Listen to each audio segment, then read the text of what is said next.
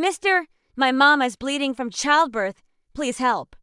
The voice was small, trembling in the cold, yet it carried across the snow like a bell no wind could smother. Patrick Vale turned, and there she was, a little girl, no higher than his waist, shawl torn, cheeks raw with frost. Her boots sank deep into the drifts, each step a struggle, yet her eyes burned with a fear too old for her years. Behind her, the prairie stretched silent and endless, and for a moment Patrick thought the land itself had sent her, a fragile messenger out of the storm. The axe slipped from his hand, buried itself headfirst in snow. He had heard many cries on the plains, coyotes starving, calves lost from the herd, men calling out with blood in their throats, but none that cut like this. No question crossed him. He bent, lifted the girl in arms stronger than his hunger would admit, and carried her back down the slope. His boots pounded snow in a hurried beat, his breath ragged in the cold. She pointed, weakly, to a shadow at the edge of the trees, a leaning shack with a lamp's faint glow trembling through frost-bitten panes. Inside, the air struck him first, the iron stink of blood, sour sweat, the smothered cry of a newborn fighting for life. A woman lay crumpled on straw, sheet-stained dark, her face pale as paper beneath a tumble of damp hair. Her chest rose and fell in shallow jerks. Her eyes fluttered but did not focus. The baby at her side wailed in a thin, shaking cry that made the walls shiver. Patrick dropped to his knees. Hands rough from years on fence wire worked with a gentleness that surprised even him. He stoked the dead stove with logs from the stack he carried everywhere, heat blooming faint in the chill. He poured whiskey over cloth, tied a tourniquet with his belt, pressed clean rags to wounds that soaked red faster than he could bind them. His voice was low, steady as a hymn.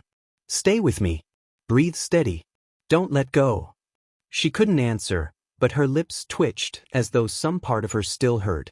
The little girl knelt nearby, her fists tight around the hem of Patrick's coat, her eyes fixed not on her mother but on him. She waited for him to be the kind of man who would not leave. He sewed torn flesh with a needle blackened in flame, sweat dripping into his beard though the cabin air still froze at the corners. Time staggered and spun, a clock breaking apart. Then at last the bleeding slowed, his pressure held and color, pale though it was, returned to the woman's lips. The baby ceased its frantic cry, rooting weakly against her chest. Patrick leaned back against the wall, chest heaving. The fight had been with death itself, and for this night at least he had won. Silence returned. The fire whispered, shadows bending across warped boards. He covered her with a quilt patched so many times it told the story of poverty in its seams. The girl sagged against him, her head pressing into his ribs. He looked down at her and did not move her away.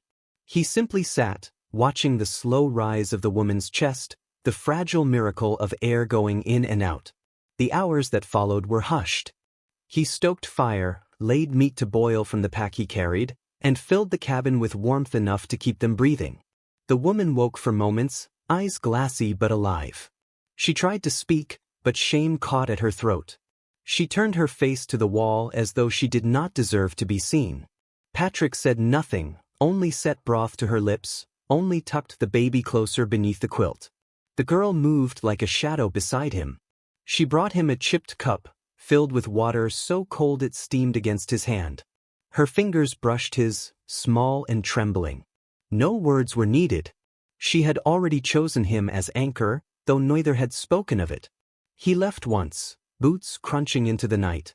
His cabin was a half-mile off, barren of plenty, but what he carried back, cornmeal, a strip of smoked venison beans.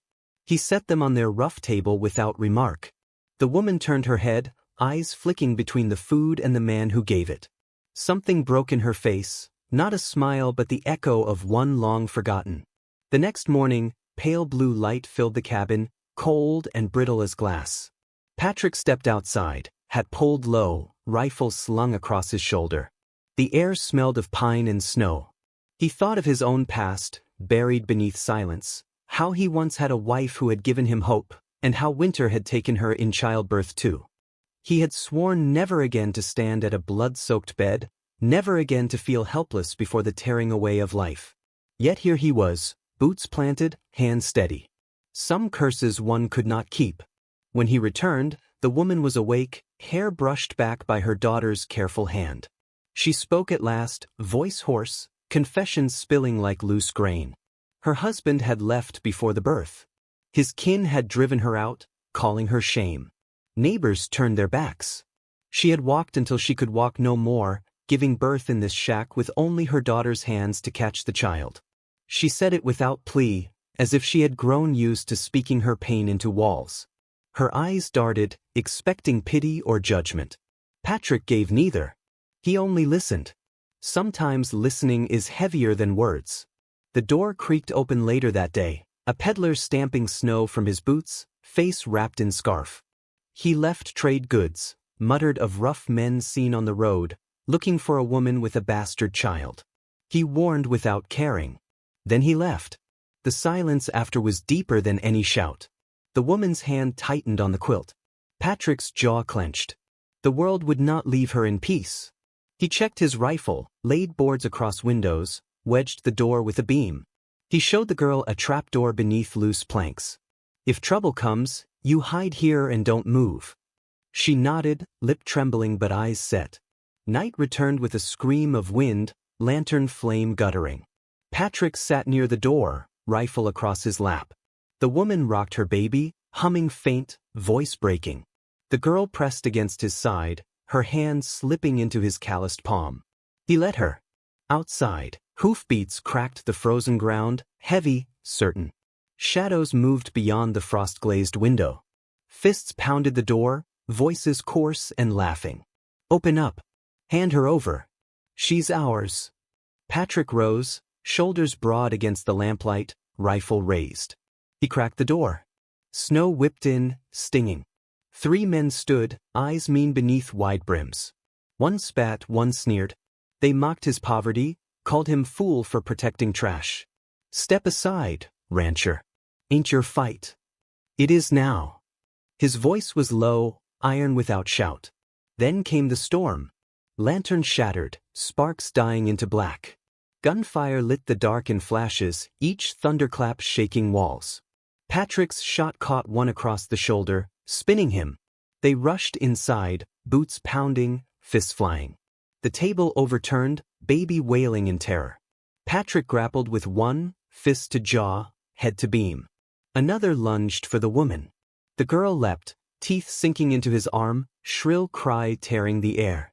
He cursed, turned, just in time for the woman, weak but fierce, to drive the hidden knife into his side. He howled, stumbled. Patrick finished it, rifle but slamming down, wood cracking against bone. Breathless silence followed. One man fled into snow, blood trailing behind. Another lay groaning, crawling away. The last was still. The cabin was wrecked, quilt torn, wood splintered, but life remained. Snow fell softer now, muffling hoofbeats as the dark retreated. The woman collapsed against the wall, tears streaking grime, baby pressed tight to her chest. Patrick sank to his knees across from her, chest heaving. He did not touch, but his presence was weight enough. The girl crawled between them, took his hand in both of hers. For the first time he squeezed back. Dawn bled over the hills, sky streaked pale gold. Smoke rose from the chimney, curling into cold morning air. The cabin smelled of ash and blood, of broth simmering again, of life refusing to die. The woman, eyes rimmed red, looked at Patrick without fear now, something steadier glimmering beneath exhaustion. The girl laughed, just once, soft and broken, but laughter still. It rang like a bell across the silence. Patrick turned to the window, rifle still across his knees.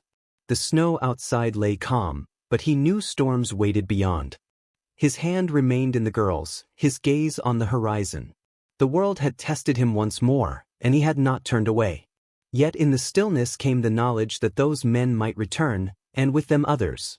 His cabin door was barred, but doors never kept out the dark for long. He felt it settling around them, the weight of another trial coming, and knew the peace would not hold. The morning light shone across their faces, tender and merciless both.